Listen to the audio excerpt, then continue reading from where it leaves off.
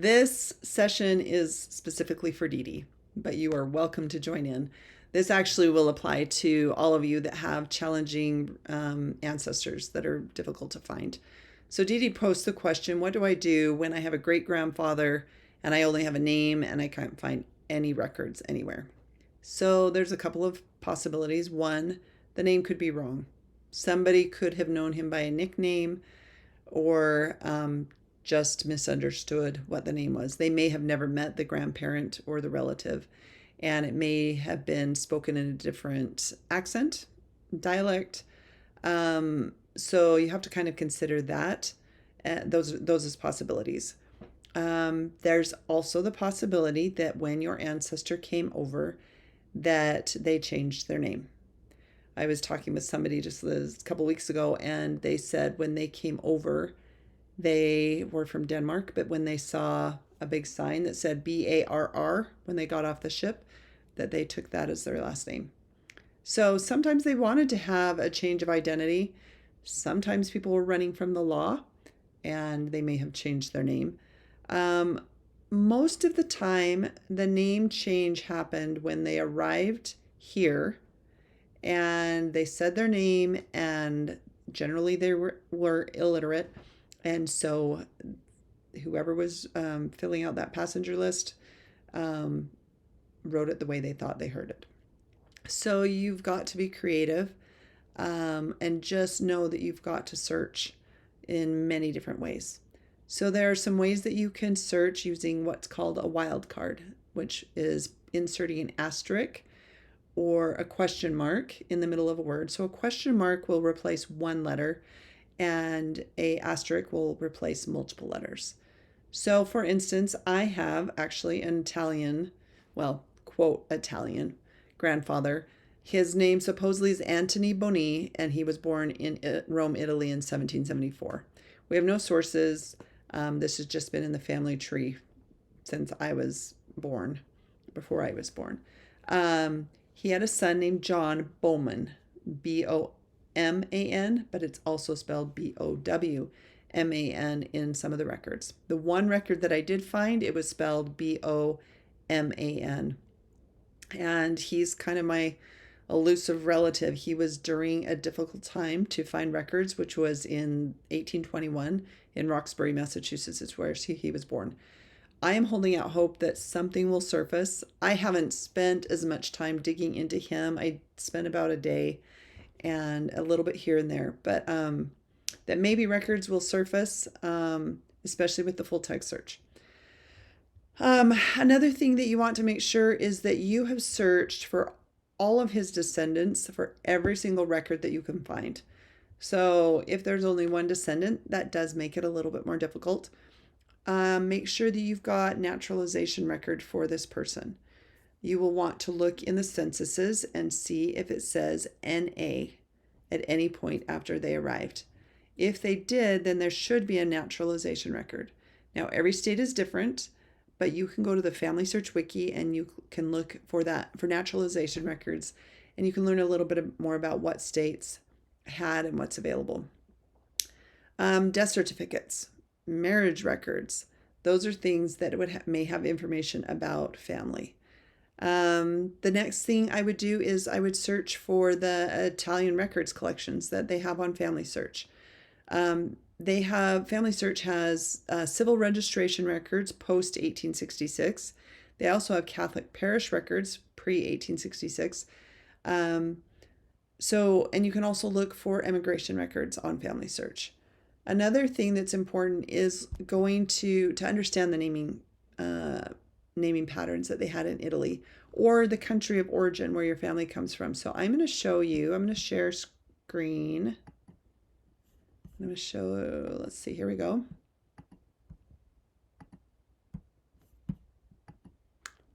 All right, so we're on the main page here. When you go to the main page, you will see this search. You're going to click on search and go to the Research Wiki. So I want to search specifically for the country of Italy, and you can put whatever area your family came from and do Italy genealogy. This is your best place to start when you're starting to search for your family. This is where you can get educated about the area where your family came from. If you see here, there's some links to websites outside of FamilySearch. If you look over on the right side, there's a whole getting started. Every single area of the world that we have added to the wiki has a beginning research of what you can do. Some of these wiki pages are more filled out than others, just depending on the amount of people that are searching that area, if that makes sense. So if you were to go to Kazakhstan, there may not be very much there because we also do not have very many records from there, or any. I just kind of threw that one out there. But I also recommend coming down and to see if there's a map. This one's way down here. Some of these are clickable maps, and that one was, and it took me straight to this part of Italy, and then I can learn more about this part of Italy. So we've even got a little history here. We've got some in the municipalities. Can you see that the wiki, we'll talk a little bit more about the wiki in another session, but I would encourage you just to click around on the wiki, find somebody in your tree, and practice clicking around on it. That's my invitation to you this week, is to spend a little bit of time in the wiki so that you understand what records might be available for you. We're going to go back to, let's go back to the search. You can also go to search records, and you can come down here and you can look for collections for Italy or whatever country that you have, and you can scroll through this way to see if you can find records. Now, if you don't know the area where your family is, that won't help you, but if you do, this is a great place to come. If you want to learn a little bit more about Italy through a class or another country, let's say Denmark, you can come in here and go to the Learning Center. Here, Italy has just one course, but it's something that could give you a little bit more information about searching for your relative. The FamilySearch Wiki also has a lot of that. All right, I'm going to stop sharing for a minute. And let's talk a little bit more about some other things that you need to have. You want to see if you can find a ship manifest or an immigration record, depending on when they came through. An Ellis Island database, Castle Garden, Canadian immigration records, and you can find those on FamilySearch or Ancestry. Make sure that you have every single U.S. Census record and pull every bit of information out of it. Start looking on the page that they're on and on pages on either side to see if there's anybody by the same name as your relative. The next thing I would say is look for your Italian-born relative in expected locations. So Chicago, which I think that's where Dee Dee's family was, there were a lot of Italians there. Find everything you can about all of the extended family, associates, neighbors, and I would use the full text search. So we'll be talking more about full text search in a future episode, but that's a very important one to use. You can search the U.S. Census records for anybody by that last name. Just search that name and see where they're located. That may give you clues of other relatives that came over by that last name. And then check the neighbors. See where other people that were living next to them came from. That may give you a clue of somebody that came over on the same ship. So you could look for passenger lists for the neighbor. And then you may all of a sudden see your relative there. And it may have just been that there was a smear and it was a little more difficult for the indexer to write that name out. Another thing is DNA. I would highly recommend when you are at a roadblock, and especially if it's within the first couple of generations, the further back you go, if you're second, third, max fourth generation, you're going to have pretty good luck in connecting to family if others in your line have done DNA. So if you've got a European ancestor, I would highly recommend that you either take the MyHeritage DNA test or upload your results from Ancestry. You can download them and then upload them to MyHeritage and see what connections you find for your family over there. And if you have any more questions about DNA, we can talk about that in another session. You can also join Italian genealogy groups on Facebook, social media. Facebook has some really good ones for whatever area your family is from, and share what you know and see if somebody else has some information about your person.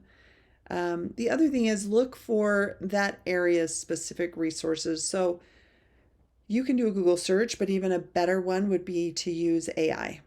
Claude or ChatGPT or Perplexity. And if any of these are sounding like I have no idea what you're talking about, just try a Google search and let me know in the comments if you'd like to know more about AI. We're going to talk about it, but I want to know what order that we're going to talk about it, and how you can use it to further the work. And then consider that the name may have been Americanized, just like my Boni became Bowman. And sometimes you can find ideas by doing a Google search, but truthfully, using one of the new AI platforms, you may be able to get some other ideas of how the name was spelled. For instance, if your ancestor came from a Slavic area like Croatia, Slovenia, Czechoslovakia, there are some different names, ways that people were named. They may be a Latin spelling.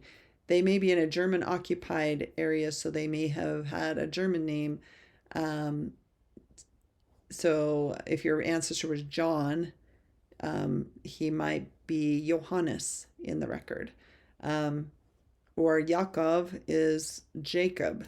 So you just have to do a little searching to see if you can figure out what an alternative name would be. Now, just know that sometimes people just pull a random name out of the hat and it doesn't even make sense. And that does really end up making it very difficult to find them. And then the last thing I would say is if they were married, which if it was your grandfather, he would have been married, check for records under the wife's maiden name. See if you can find him through her. Those are a few tips. I hope those help. One of the best things that you can do is go to the FamilySearch Wiki and really get familiar and comfortable with that. That will help you as you start to search your tree and look for ancestors that need help. So my challenge to you this week is to get into the FamilySearch Wiki, click around, don't be afraid, look on your tree for a state or a nation, and learn a little bit more about what records are available. Have a great week, and we'll see you next time.